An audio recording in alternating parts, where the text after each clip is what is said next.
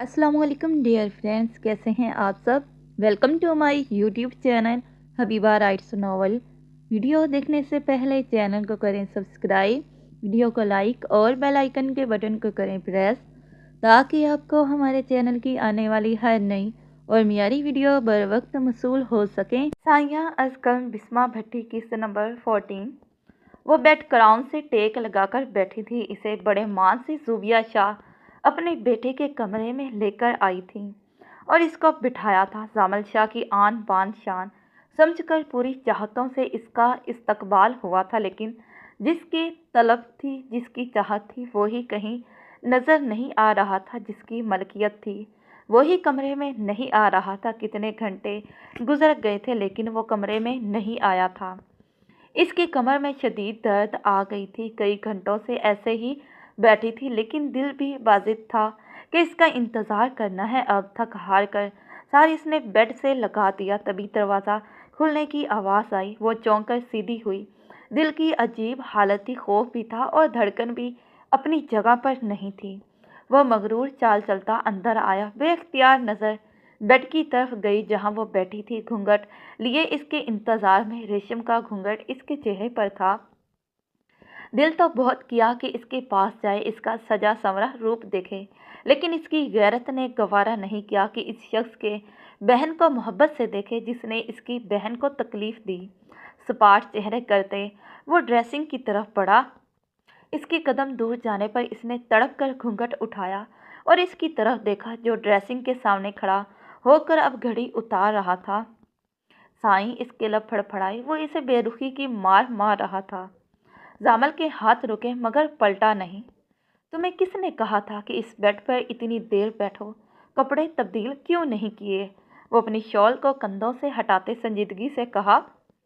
इसकी इतनी बेहिस आवाज़ पर मलिहा को अपना दम घुटता महसूस हुआ। अपने लहंगे को संभालती वो बेड से नीचे उतरी। इसके लहंगे से लगे घुंघरुओं ने शोर मचा दिया। छनक की आवाज़ पर वो लाख काबू करने की कोशिश करता रहा, लेकिन ना हुआ। इसका जिस्म, इसका सर खुद ब खुद मलिहा की तरफ पलट गया, जो सुर्ख आंखों से सजी संवरी इसके सामने क़यामत लग रही थी। जामल को लगा जैसे इसके क़यामत खेज सरापे में इसका अपना दिल अटक गया है। इसकी झिलमिल आंखें, उदास चेहरा, इसके संवरे रूप पर कहर का समा लग रहे थे। वो तो जैसे पलक झपकना भूल गया था। इसने अपने नाजुक कदम उठाए। एक दफ़ा फिर घुंघरों ने शोर मचाया। इस कमरे में छाई खामोशी ने छन की आवाज़ पैदा कर दी थी। वो छोटे छोटे कदम लेती, लहंगा संभालती इसके सामने खड़ी हो गई। इसकी आंखों में अपनी आंखें डाली। जामल पर तो जैसे जादू हो गया था। ना वो हिल पा रहा था, ना गर्दन हिला पा रहा था, ना इतनी हिम्मत हो रही थी कि नजरें ही कहीं और कर दे। ये आप मुझसे पूछ रहे हैं कि मैं यहाँ क्यों बैठी हूँ? दिलशकन अंदाज से वो बोली। आंखों में इसकी बेहिसी की तड़प थी। हाँ, तुम्हारे भाई ने भी मेरी नाज़ो-पली बहन को ऐसे अल्फाज से तकलीफ़ दी होगी, या शायद इसकी मौजूदगी पर इससे भी कड़वे अल्फाज बोले हों। एक पल में अपने खौल में सिमटता वो इसे दोहरी तकलीफ़ दे गया था। भाई की सज़ा हमें क्यों दे रहे हैं? हमारी मोहब्बत को क्यों दे रहे हैं? मुझे क्यों दे रहे हैं साईं? इसकी तरफ उलझ कर देखते पूछा। वो नहीं बर्दाश्त कर पा रही थी इसका नज़रअंदाज करना। कौन सी मोहब्बत? वो जो तुम्हारे भाई ने किसी और से की। इस मोहब्बत पर यकीन रखो जिसमें अंधा होकर तुम्हारे खतबी भाई ने तुम्हारा नहीं सोचा, ये जानते हुए कि इसकी अमानत माहम है, अनाबिया नहीं। फिर भी वो किसी और को दिल में बसा गया। क्यों? इसके बाजुओं से पकड़े वो दबी दबी आवाज़ में चीखा था। इसका चेहरा तना हुआ था, सुर्ख आंखें वहशत बर्पा कर रही थीं। मलिहा को इसकी पकड़ में दर्द भी महसूस हुआ और तकलीफ भी। इसकी आंखों में पानी भर गया। इसकी पानी भरी आंखों को देखकर जामल का पारा और हाई हुआ था। वो इसे ऐसे तकलीफ नहीं देना चाहता था। झटके से इसके बाजू छोड़ते खुद दूसरी तरफ मुंह कर लिया। अपने बालों में हाथ फेरा ताकि खुद को रिलैक्स कर सकें। इसने रोते हुए जामल को देखा और फिर पीछे से ही इसके गिर्द बाहें कर लीं। जामल ने ज़बर से आंखें बंद कर ली। इसकी नज़ाकत इन हाथों से महसूस हो रही थी जो इसके सीने पर थे। साईं, मुझसे बेखबर नहीं, मेरी चाहत से बेखबर नहीं आप, मेरा जनून हैं आप। मुझे ऐसे नज़र अंदाज न करें, मुझे खुद से जुदा न करें। इसकी पुश्त के साथ खुद को लगाए हुई हिचकियों से रो रही थी। जामिल का दिल कट रहा था, लेकिन वो क्या करता। इसे एहसास से सख्त गिला था। इसने मलिहा का हाथ पकड़ा और अपने सामने किया। वो हिचकियों से रोती इसके सामने थी। जामिल ने हाथ बढ़ाकर इसके आंसू साफ किए। तुम्हारी कसम मलिहा जामिल शाह, मैं यानी जामिल शाह ये वादा करता हूँ तुमसे, जब एहसान शाह को मेरी बहन की कदर होगी तब इसकी बहन की कदर कर ली जाएगी। इसकी बहन को मैं अपनी मोहब्बत से खुद सजाऊंगा। इस दिन हमारी मोहब्बत मुकम्मल होगी। इसके चेहरे को हाथों के प्याले में लेते ठहरे हुए लहजे में कहा। इसकी आंखों के सर्दपन से मलिहा को अंदाज़ा हो गया था कि जामिल शाह झूठ नहीं बोल रहा। सच साईं बेयकीनी से इसे पुकारा। सिर्फ तुम्हारा। इसके होंठों पर हल्का सा बोसा लेते कहा और झटके से छोड़ता ड्रेसिंग रूम में चला गया। वो इस हवा के झोंके को महसूस क्या करती जब वो इसका होकर भी इसका नहीं था। इसका जिस्म जैसे हिलने से इनकारी था। दिल रुक रुक कर चल रहा था। इसके पास बस मातम रह गया था जो वो अपनी मोहब्बत पर करती, या फिर अपने भाई के कॉलर पकड़ती ये पूछती कि इसके गुनाह की सज़ा मलिहा शाह को क्यों मिल रही है। अपनी चाहत जो वो पाकर भी नहीं पा सकी, इतना सितम क्यों किया इस पर। आंखों को जोर से बंद करते वह पास पड़े स्टूल पर बैठ गई। इसे नहीं इल्म था कि अब इसे कितना इंतज़ार करना था जामिल को हासिल करने के लिए, इसकी मोहब्बत के लिए, और कितना तड़पना था। यूसुफ शाह कमरे में आए तो फरहीन शाह को खिड़की में खड़े पाया। अब तो खुश है ना बेगम आप? इनसे चंद कदम दूर खड़े होकर सवाल किया। इनकी आवाज़ पर फरहीन शाह ने बंद आंखें खोली। ठंडी हवा अभी इनके चेहरे को छू रही थी। उन्होंने पलट कर इन्हें देखा जो कमर पर हाथ बांधे वजाहत से भरपूर निगाहों से इन्हें देख रहे थे। वो मुस्कुराई और चेहरा दोबारा खिड़की से बाहर कर दिया। वो भी मुस्कुराते इनके साथ खड़े हो गए। अब तो ये जिम्मेदारी भी मुकम्मल हुई, निकाह हो गया सब बच्चों का।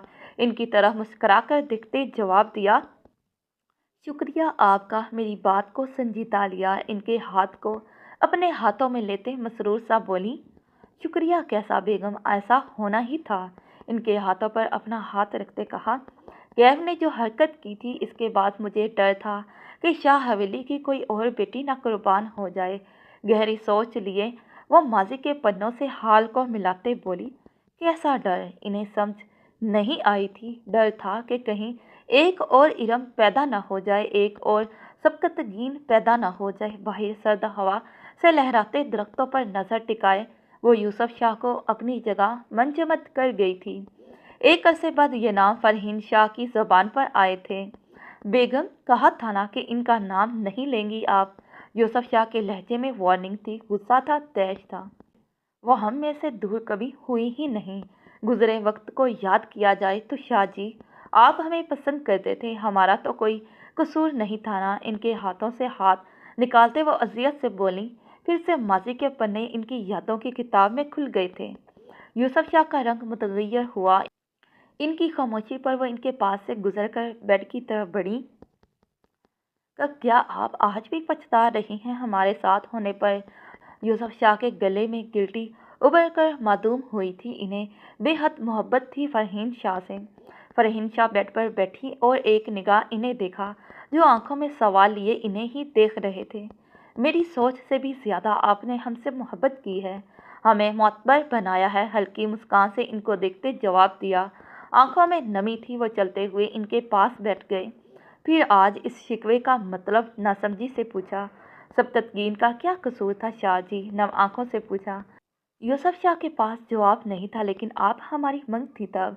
यूसुफ शाह ने जवाब पेश किया, मुझे तो इल्म नहीं था, इन्हें भी इल्म नहीं था। और कमाल देखिए हम दोनों को कैसी सज़ा मिली कि अपने बड़ों के आगे हम झुक गए। इस पल को याद करते इनकी आंखों से आंसू मोती की तरह टूट कर गिरा। खुदारा हम मर जाते अगर आप दूर होती। इनके रुखसार से आंसू साफ करते तड़प कर कहा, इसीलिए आपने हमें मार दिया और एक फरहीन शाह को उभार कर शाह हवेली में जन्म दिया। सही कहा था आपने, बहुत सही। इनके हाथों को थमते इस्तरासिया अंदाज में हंसी बोली, इतने साल गुजर गए, आपके दिल में हमारे लिए मोहब्बत नहीं पैदा हुई क्या? इनके हाथों को बोसा देते यूसुफ शाह ने पूछा, ये वफादारी है, चाहत है जो मैं अब तक जिंदा हूँ, आपके लिए जी रही हूँ। अगर आप वफादार ना होते, आपकी चाहत सच्ची ना होती तो यकीनन फरहीन शाह हकीकतन मर जाती। इनके कंधे पर सर रखते वो मुस्कुराते बोली, काश मैं आपको कभी गमगीन न होने देता। इनके सर पर बोसा देते प्यार से कहा, आपने कभी नहीं होने दिया। इनके हाथों पर जोर दिया, उदास ना हुआ करे बेगम, आप में यूसुफ शाह की जान है, इश्क है आप मेरा। दिल करता है आज भी मैं पुराना 25 साल का जवान हो जाऊं और आपको ऐसे ही वारफतगी से चाहूं जितना चाहा जा सकता है। इनके गिर्द बाजू करते नम आवाज से कहा, आप शर्म कर लें, आपके बेटे अब जवान हो गए हैं। फरहीन शाह सुर्ख होती इनके सीने पर थप्पड़ मारते बोली। यूसुफ शाह हंस दिए, हम अब भी जवान हैं। इनके सर पर दोबारा से बोसा देते कहा, तो सच था, इनके बेटे जवान थे और वो फकत 56 के थे, यानी वो भी जवान थे।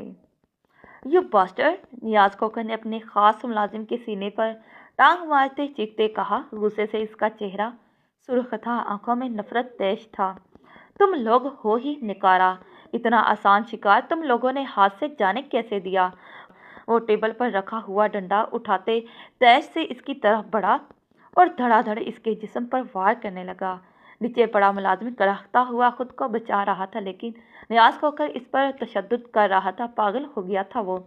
तभी अकबर मलिक और जिया कमर में आए और सामने का मंजर इन्हें हिला कर रख गया। नियाज खोकर किसी को लोहे के डंडे से मार रहा था। जरा ध्यान दिया तो इल्म हुआ कि ये तो इसका खास मुलाजिम है। वो तेजी से इसकी तरफ बढ़े। नियाज बस करो, होश करो। अकबर मलिक ने जिया खोकर को कमर से पकड़कर पीछे करते कहा, छोड़ो मुझे, मैं इसको जान से मार दूंगा। इससे कैसे गलती हो गई। वो बिफरे शेर की तरह इसकी तरफ लपकने की कोशिश कर रहा था। किसकी बात कर रहे हो, आराम से करते बात। जिया ने इसके हाथ से डंडा बहुत मुश्किल से खींचा, जिस पर नियाज खोकर की गिरफ्त बहुत सख्त थी। दफा हो जाओ तुम यहाँ से। जिया ने नीचे पड़े मुलाजिम को गुस्से से कहा। वो लहू लहान खुद को मुश्किल से उठाता गिरते पड़ते कमरे से बाहर निकल गया। अकबर मलिक ने नियाज खोकर को छोड़ा। नियाज खोकर ने तैश में पास पड़े सारे वेस गिरा दिए जो डेकोरेशन पीस थे। सारा शीशा जमीन पर बिखर गया। क्या हुआ है तुम्हें? अकबर मलिक ने इसे झंझोड़ा। इसका निकाह हो गया। इन बगैरतों ने इसका निकाह कैसे होने दिया? वो गुस्से से भड़कता बोला। किसका? किसकी बात कर रहे हो तुम? अकबर मलिक को समझ नहीं आ रही थी। यूसुफ शाह की भांजी है वो, माहम शाह, हुस्न की देवी। नियाज खोकर का जुनून है, मैं ऐसे पीछे नहीं हटूंगा। अपने गुस्से से सुर्ख आंखें अकबर मलिक पर गाड़ते सर्द लहजे में कहा। अकबर मलिक ने जिया को देखा। इनको नहीं इल्म था कि नियाज इतना बुरा रिएक्ट करेगा। मुझे वो हर सूरत चाहिए। मैं यूसुफ शाह को दोबारा नहीं जीतने दूंगा। जिया की तरफ उंगली करते खतरनाक लहजे में कहा, नियाज, ऐसे फैसले प्लान से किए जाते हैं। अकबर मलिक शातर मुस्कुराहट के साथ बोला। नियाज ने फूले सांस से इसे देखा। क्या मतलब? नियाज खोकर ने नासमझी से पूछा। इधर आओ, बैठो। इसका हाथ पकड़कर सोफे पर बिठाया। नियाज इसके साथ बैठ गया। जिया के चेहरे पर भी शातिर मुस्कान थी। तुम्हें हुस्न चाहिए, हमें माहम की कीमत।